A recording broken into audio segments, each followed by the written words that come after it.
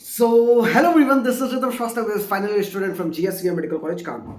So guys, ये video बहुत ज़्यादा इंपॉर्टेंट होने वाला है, ठीक है। इसमें हम लोग डिटेल्ड एनालिसिस करेंगे कि यूपी नीट मॉपअप का क्या कट ऑफ हो सकता है, एक एक कैटेगरी में क्या क्या कट ऑफ हो सकता है। मैं आपको एकदम डिटेल्ड एकदम बताऊंगा और जो रैंक बोलूंगा प्लीज़ वो चीज़ समझ लेना।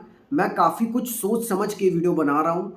मैं आपको ये भी बताऊंगा कि हर कैटेगरी में कितनी सीट आ सकती है। इवन हम लोग एक एक फैक्टर पे कंपैरिजन करेंगे लास्ट ईयर के ट्रेंड के साथ इस ईयर का क्या ट्रेंड बन सकता है। मतलब एक एक चीज एक एक फैक्टर को उठा उठा के देखेंगे ताकि इस वीडियो के खत्म होने के बाद आपको मॉपअप को लेके कोई भी डाउट मन में बचा हो तो सब खत्म हो जाए। मतलब ये वीडियो खत्म हो तो आपके जितने मन में डाउट आ रहे हैं कि आपको कॉलेज मिलेगा कि नहीं मिलेगा, वो भी आपका डाउट खत्म हो जाएगा इस वीडियो के एंड होने तक। तो वीडियो बहुत ज़्यादा वाइटल है, आखिरी तक जरूर देखना। चैनल अभी तक सब्सक्राइब नहीं किया है तो भाई कौन सी शुभ घड़ी का इंतजार कर रहे हो, चैनल सब्सक्राइब कर लो, ठीक है। और ये वीडियो तो लाइक कर ही दो, साथ ही साथ अच्छा लगे तो शेयर भी कर देना। देखो, पहले ये वीडियो स्टार्ट करूं उसके पहले मैं तुम लोग से एक चीज़ पूछना चाहता हूं। यार देखो, ईजी चीज़ तो सबको याद हो जाती है, ठीक है, बट जो चीज़ें डिफिकल्ट होती है वो हम लोग को याद नहीं होती, वो हम लोग के लिए बहुत मुश्किल लगती है। But that's not gonna be not difficult any more, क्योंकि मेमोनीट आपके लिए लेके आया है, मेमोनीट निमोनिक्स। भाई इतना सही निमोनिक्स से लोग लेके आए। सिर्फ ऐसा नहीं कि फन वे में आप याद कर लो बस, नहीं, ये एक ब्रेन की एक्सरसाइज है जिसकी वजह से आप लॉन्ग टाइम के लिए इसको रिटेन कर सकते हो चीज़ों को। जैसे फॉर एग्जांपल एक हुआ कि मेरे को आर्टरी की लेयर्स नहीं याद हो रही, तो मैंने याद किया भाई ईएमआई, मैंने निमोनिक बना लिया कि अच्छा tunica externa, tunica media, tunica intima. अब मेरे को इजीली याद हो गया कि नहीं याद हो गया, यानी कि मैंने कंसेप्चुअली भी अपने आप को स्ट्रॉन्ग किया और साथ ही साथ मैंने उस निमोनिक से अपने लिए चीज़ें आसान कर ली। हम लोग daily day to day life में निमोनिक्स यूज़ करते हैं टू सिंप्लीफाई टफ टॉपिक्स, ठीक है। तो ये बहुत भर भर के भाई मेमोनीट लेके आया है। साथ ही साथ मैं आप लोग को बताना चाहता हूँ नीट 2023 के पेपर में पूरे 100 क्वेश्चन इनके ऐप से थे, पूरे 100 क्वेश्चन बायोलॉजी के इनके ऐप से थे। 48 आउट ऑफ 50 क्वेश्चन केमिस्ट्री में इनके ऐप से थे। 45 out of 50 question in physics इनके ऐप से थे। मतलब भाई सोचो, स्ट्राइक रेट अगर आपका इनका निकालो तो 95% प्लस स्ट्राइक रेट था। तो भाई किस बात का इंतजार कर रहा हो, लिंक डिस्क्रिप्शन बॉक्स में दी हुई, वहां से जाओ और मेमोनीट ऐप डाउनलोड करो, खुद देखो कि इनका निमोनिक्स एंड बाकी सारे फीचर्स कैसे हैं। Now coming back to our topic. तो देखो यार, पहले मैं आपको बता देता हूँ लास्ट ईयर का क्या सिनेरियो रहा था, एक एक चीज बता देता हूँ, ठीक है। एकदम ध्यान से सुनना, शांत मन से सुनना। लास्ट ईयर टोटल जो सीट आई थी मॉपअप राउंड में वो 139 सीट्स आई थी, ठीक है, जिसमें यूआर की थी 52 सीट्स, ओबीसी की 21 सीट्स, ईडब्ल्यूएस की 9 सीट्स, एससी की 52 सीट्स और एसटी की 5 सीट। अब एक चीज ध्यान देना, अभी मैं बता दे रहा हूँ, बाद में मेरे पास ये सवाल नहीं आना चाहिए। अभी जब यूपी नीट मॉपअप का सीट मैट्रिक्स आएगा तो उसमें आपको दिखेगा अभी भी पीएच में ही सीट भरी रहेगी, अभी भी एनसी में ही सीट भरी रहेगी। तो अब ये ना कहना कि अरे सर अब कब कन्वर्जन होगा, कन्वर्जन हो जाएगा। पहले देखो, पहली बात मॉपअप में कैंडिडेट्स बहुत कम आएंगे, पीएच एफएफ एनसी ये सब वाले, ठीक है, बहुत ही कम, एक दो शायद, वो भी ना आए, ठीक है ना। और वो लोग को पहले सीट अलॉट होगी, पहले सब कैटेगरी में सीट अलॉट होगी, फिर सीट का कन्वर्जन होगा। अब सीट का कन्वर्जन तुम्हें बता दें तो एससी की जो भी सब कैटेगरीज है, तुम्हारी पीएच कैटेगरी होगी, एक्स सर्विसमैन हो गया, फ्रीडम फाइटर हो गया, एनसीसी हो गया, सारा एससी में, एससी ओपन में कन्वर्ट हो जाएगा। सेम वैसे एसटी की जितनी सब कैटेगरीज है वो सब एसटी ओपन में कन्वर्ट हो जाएगी। ऐसे यूआर के साथ होगा, ऐसे ओबीसी के साथ होगा, ऐसे ही ईडब्ल्यूएस के साथ होगा। तो ये आपका कन्वर्जन हो जाएगा, ठीक है। अब मैंने आपको बताया कि जो सीट आई थी लास्ट ईयर वो टोटल 139 आई थी। 52 सीट्स जनरल कैटेगरी की थी, तो 52 सीट्स एससी कैटेगरी की थी, 5 सीट एसटी कैटेगरी की थी, ओबीसी की 21 और ईडब्ल्यूएस की 9 सीट थी। फिर यूपी नीट 2022 का मेरिट लिस्ट आया था। देखो, लोग इसमें रजिस्ट्रेशन करेंगे, सब लोग रजिस्ट्रेशन, जिनको भी पार्टिसिपेट करना है उन लोग को रजिस्ट्रेशन करना, और जिनके पास कहीं पे भी कॉलेज अलॉटेड है वो लोग एलिजिबल नहीं है यूपी नीट मॉपअप के लिए। तो वही लोग एलिजिबल रहेंगे जिन्होंने, मतलब जिनको कॉलेज कहीं नहीं मिला है, तो वो लोग रजिस्ट्रेशन करेंगे। आप लोगों में से बहुत लोग रजिस्ट्रेशन कर लिए होंगे, बहुत लोग अभी कर रहे होंगे, ठीक है। तो आप रजिस्ट्रेशन कर दोगे।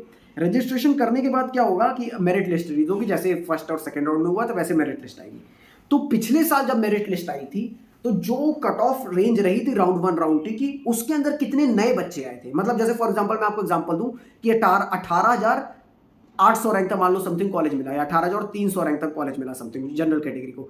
तो कितने लोग, जिन लोगों को मिल सकता था राउंड 1 में कॉलेज, बट वो लोग नहीं सही से काउंसलिंग कराए थे, राउंड 2 में नहीं पा पाए, और वो लोग डायरेक्ट मॉपअप में अब आ रहे हैं। तो ऐसे कितने बच्चे थे जो उस रेंज में थे, जिनको राउंड 1 राउंड 2 से कॉलेज मिल जाता तब भी वो लोग डायरेक्ट मॉपअप में आना पसंद किए। तो लास्ट ईयर ऐसे 53 बच्चे थे, जो लोग उस रेंज के अंदर अप्लाई कर रहे थे, जिनको कॉलेज मिल जाना चाहिए था राउंड 1 राउंड 2 से, बट वो लोग मॉप अप में आए थे। इस साल कितने ऐसे बच्चे आ सकते हैं? इस साल कम से कम 70 ऐसे बच्चे होंगे जिनकी रैंक 20,930 से कम होगी, क्योंकि आपका यही कट ऑफ गया है। अभी तक राउंड 1 का यही कट ऑफ था, राउंड 2 का तो ऊपर चला गया है। तो कम से कम 70 ऐसे बच्चे रहेंगे, उनके लिए प्रिपेयर्ड रहो।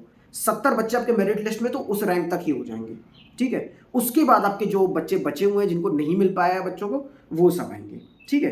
तो अब डिस्कस कर लेते हैं कि इस साल का क्या ट्रेंड रहा है। तो देखो, इस साल भाई राउंड 2 में 181 सीट्स टोटल आई थी। राउंड 2 खत्म होने के बाद कितनी सीट्स अनअलॉटेड रह गई थी? तो टोटल 55 सीट्स अनअलॉटेड रह गई थी। अगर मैं आपको टोटल सब कैटेगरीज अब नहीं बताता रहा हूँ, मैं आपको टोटल बताऊँ तो जनरल कैटेगरी में 6, ओबीसी में 1 भी सीट वेकेंट नहीं थी, ईडब्ल्यूएस में 4 सीट वेकेंट अनअलॉटेड मतलब रह गई है, ठीक है। जैसे पीएच कैटेगरी की सीट रही होगी जो कि अनअलॉटेड रह गई। एससी में 40 सीट्स ऐसी है जो कि अनअलॉटेड रह गई, और एसटी में 5 ऐसी सीट है। मतलब भाई ये 55 सीट तो आपकी लिख के आ ही रही है, ठीक है। ये कहीं नहीं जा रही, ये सीट आपकी आ ही रही है मॉप अप में।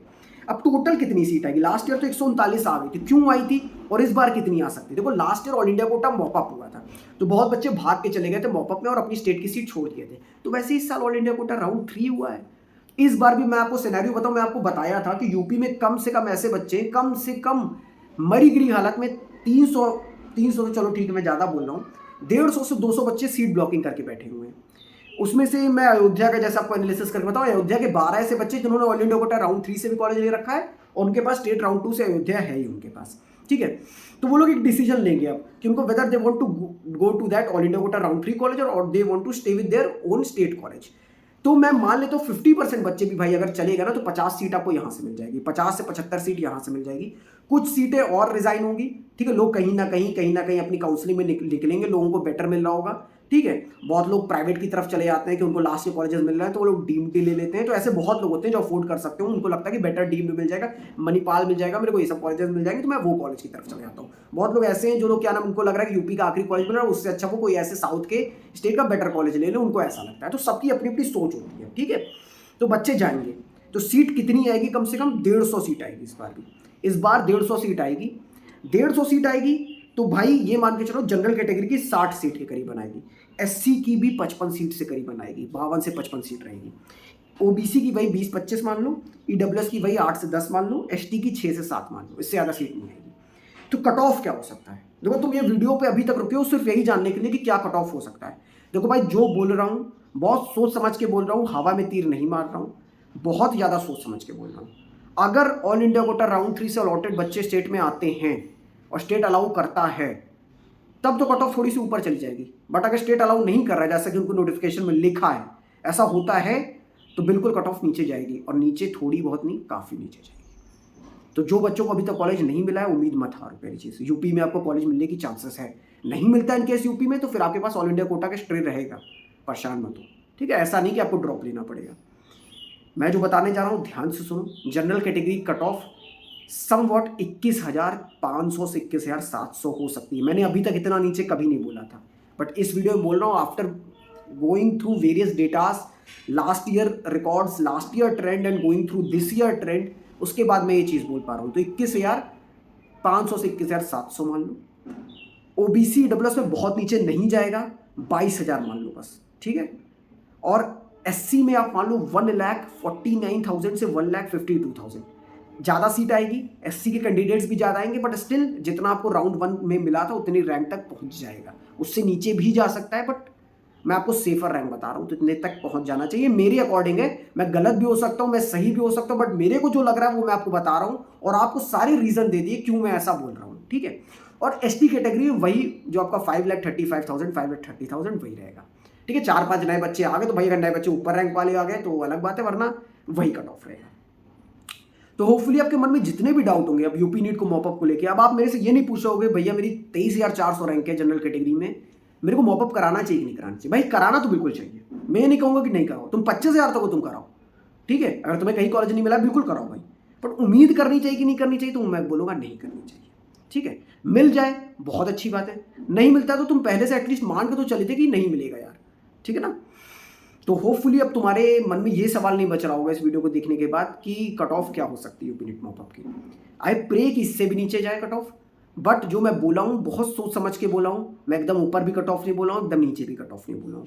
जो बोला हूँ काफ़ी सोच समझ के लास्ट ईयर का डेटा एनालिसिस करके बोला हूँ, ठीक है। और जो ऑल इंडिया कोटा राउंड 3 के जो फैक्टर्स गए हैं, जैसा कट ऑफ गया है, कौन कौन से बच्चे कहाँ कहाँ से उठ के जा सकते हैं, कौन कौन से बच्चों को कहाँ कहाँ का कॉलेज मिला है, कोई अगर किसी को अयोध्या मिला स्टेट में, अगर उसे ऑल इंडिया कोटा से कौन सा कॉलेज मिल रहा है कि वो चूज कर लेगा, वो अयोध्या छोड़ने के लिए रेडी हो जाएगा।